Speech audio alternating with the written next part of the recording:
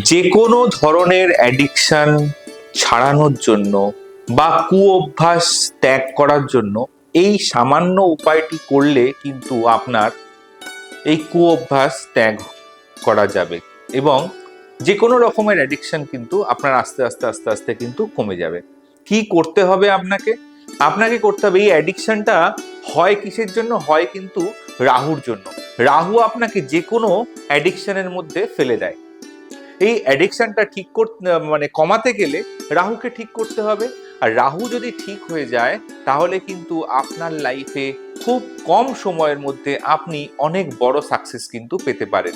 তো এই সমস্যা থেকে মুক্তি পেতে গেলে সামান্য সাদা বাতাসা বা লাল বাতাসা, সাদা বাতাসা হলে খুব ভালো হয়।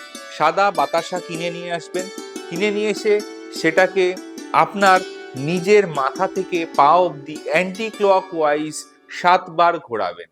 অ্যান্টি ক্লকওয়াইজ 7 বার ঘোরাবেন, ঘুরিয়ে সেই বাতাসাটাকে গুঁড়ো করবেন, হাতেই গুঁড়ো করবেন, করে যেখানে পিঁপড়ের বাসা রয়েছে, সেটা কোনো নোংরার জায়গাতেও হতে পারে বা কোনো গাছের গোড়াতেও হতে পারে বা বট গাছের গোড়া বা অশ্বত্থ গাছের গোড়া, যে কোনো গাছের গোড়াতে হতে পারে।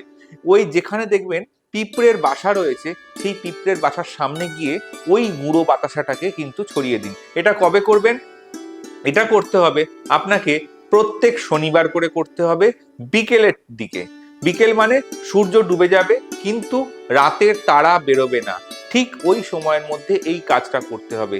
এটা আপনি করুন, আপনার যত দিন যাবে দেখবেন আপনি যে কোনো ধরনের কুঅভ্যাস বলুন, অ্যাডিকশন বলুন, সে যে কোনো অ্যাডিকশন, সে নেশা হতে পারে, আপনার যে কোনো ধরনের নেশা হতে পারে বা যে কোনো ধরনের বাজে অভ্যাস হতে পারে, প্রত্যেকটা কিন্তু আপনি আস্তে আস্তে আস্তে আস্তে ওখান থেকে কিন্তু রিলিফ পাবেন এবং যত আপনি ওই দিক থেকে রিলিফ পাবেন তত আপনার জীবনের উন্নতিও কিন্তু বাড়তে থাকবে। এই কাজটা কিন্তু আপনি করুন, অবশ্যই করে জানাবেন এই কাজটি করে আপনি কেমন রেজাল্ট পেয়েছেন।